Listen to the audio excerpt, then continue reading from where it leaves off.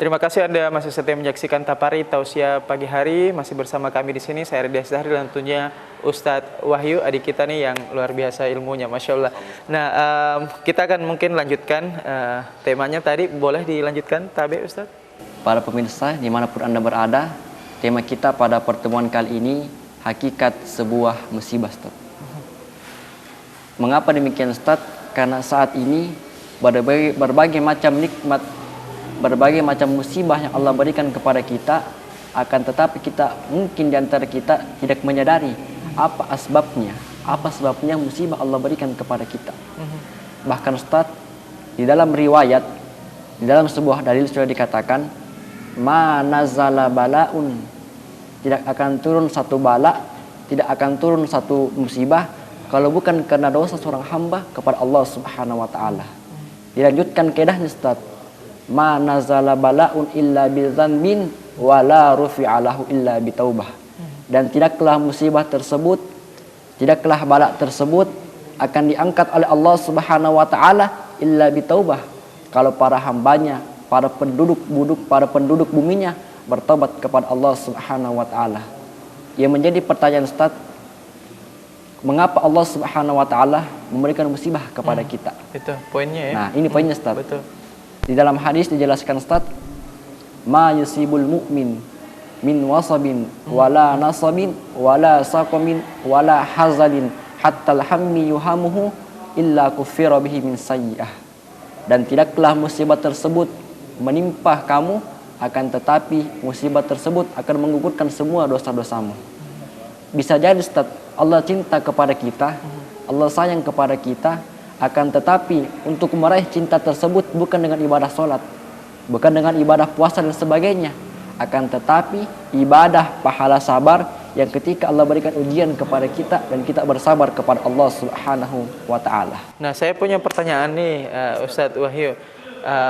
Musibah kan biasa datangnya tidak diduga-duga, tidak disangka-sangka, dan tidak mengenal waktu, ya. Kita tidak bisa prediksi seperti itu. Kalaupun ada orang yang bisa prediksi itu tidak boleh dipercaya, ya, sangat dilarang oleh Allah Subhanahu wa taala. Nah, bagaimana nih musibah ini misalnya kalau ternyata ada nih, kita ketahukan sekarang dunia ini kan semakin gila, ya Ustadz, ya. Banyak orang-orang yang hidupnya hedon, materialis. Ini hidupnya kok aman-aman saja, tidak tertimpa musibah sampai meninggal. Itu gimana tuh? Berarti dalam artian ada orang yang Allah berikan nikmat tanpa diberikan musibah hingga dia meninggal. Sedangkan dia tidak taat kepada Masya Allah. Allah. Ini sangat menarik ya pertanyaan, Ustaz. Sangat menarik. Itu gimana tuh? Kan heran tuh loh. Iya. Gitu. Namun ada sebaliknya, Ustaz. Ada orang taat diberikan musibah. Iya, nah, itu betul. Begini, Ustaz. Allah Subhanahu wa taala itu mengkategorikan nikmatnya. Ada yang nikmatnya dikatakan istidraj. Secara cover, Ustaz, ini mungkin nikmat. Ini mungkin sebuah keenakan bagi para hamba, sebuah rahmat. Akan tetapi, Ustaz, covernya hanya nikmat, tapi dalamnya ini sebuah mungkin musibah, bahkan musibah. Kita akan lanjutkan penjelasannya ini. Baik, Ustaz. Supaya pemirsa di rumah penasarannya dengan apa sih itu, kenapa musibah ini tidak datang kepada orang-orang yang tidak taat seperti itu. Ya, pemirsa setia TV Sosial dimanapun Anda berada, kita akan lanjutkan usaha jeda berikut ini. Tetaplah bersama kami dalam Tapari Tausiah Pagi Hari.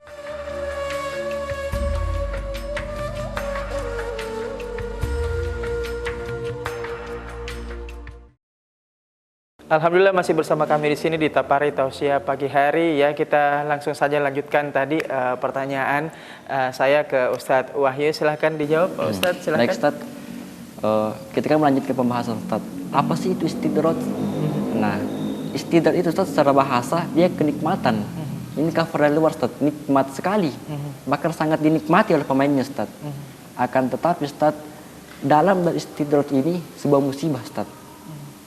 Yang dimana Allah Subhanahu wa taala, Ustaz, memberikan nikmat ini kepada orang-orang yang lalai terhadap Allah Subhanahu wa taala, Ustaz. Saya kasih contoh, Ustaz.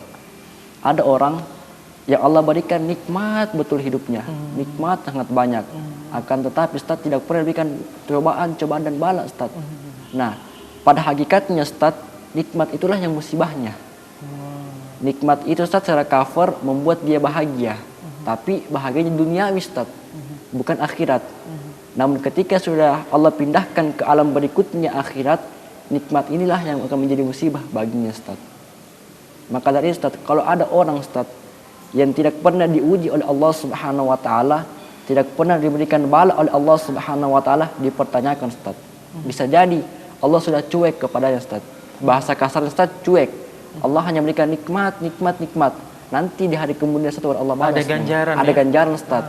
Bahkan Ustaz, Allah kan memberikan sebuah kenikmatan bukan cuma begitu-begitu saja, Ustaz. Akan ada saatnya Allah tarik, dan ketika Allah tarik, Allah minta pertanggungjawaban, Ustaz. Maka dari Ustaz, nikmat istidrat ini yang sangat banyak orang tidak ketahui bahwa dia sedang dicuek oleh Allah Subhanahu wa taala. Dan ini sangat banyak terjadi ini sangat masyhur, Ustaz, di kalangan kita. Terlebih lagi, Ustaz, para mungkin tokoh-tokoh papan atas yang mungkin hartanya triliunan, miliarder.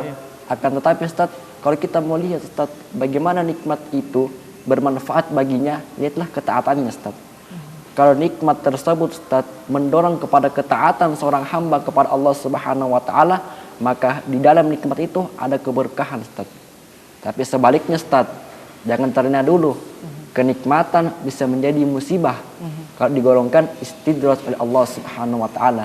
Sejatinya di dunia ia bahagia, akan tetapi di akhirat Allah balas dengan musibah, dengan ganjarannya, Ustaz. Jadi berarti ini musibah ini tidak melulu rasa sakit. Iya, tidak melulu, Ustaz. Tidak, bisa juga kesenangan yang sangat senang seperti itu. Tapi istilahnya hanya berlaku di dunia. Di dunia, Ustaz. Itu, ya.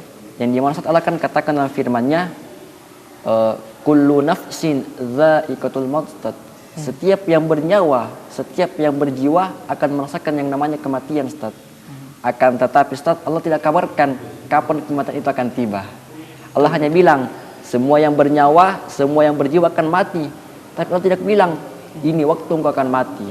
Nah, dari ayat tersebut, Ustaz, bisa kita mengambil pelajaran bahwa Allah hanya mengabarkan akan ada satu saatnya, ketika saatnya telah tiba, tidak bisa dimajukan, tidak bisa dimundurkan, Ustaz. Itulah kematian. Nah, untuk mengetahui, Ustaz, baik buruknya seseorang, yaitu amal-amal sebelumnya, Ustaz. Kalau orang itu sangat taat kepada Allah Subhanahu wa taala, bisa jadi di hari kemudian dia diberikan ganjaran yang serupa oleh Allah Subhanahu wa taala. Kan begini, Ustaz. Musibah itu, Ustaz, digolongkan menjadi 3 bagian oleh para ulama. Apa saja? Ada 3 bagian, Ustaz. Yang pertama, kalau musibah ini, Ustaz, diberikan kepada orang kafir, maka musibah tersebut digolongkan azab oleh Allah Subhanahu wa taala.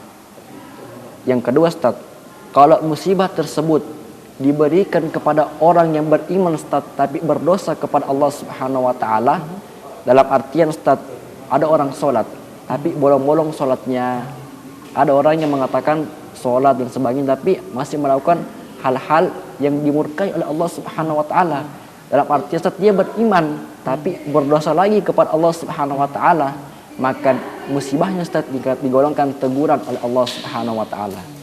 Kemudian yang ketiga, Ustaz, kalau ada musibah diberikan kepada orang mukmin, orang yang bertakwa, yang sangat taat kepada Allah Subhanahu wa taala, maka musibah tersebut digolongkan cobaan oleh Allah Subhanahu wa taala, Ustaz.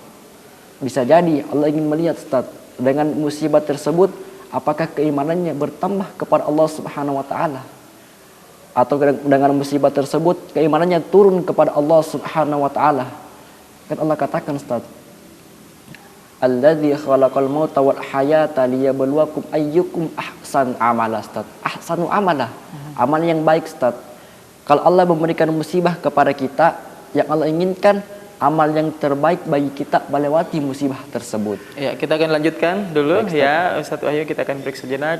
Pemirsa jangan kemana, tetaplah bersama kami dalam Tapari Tausiah pagi hari.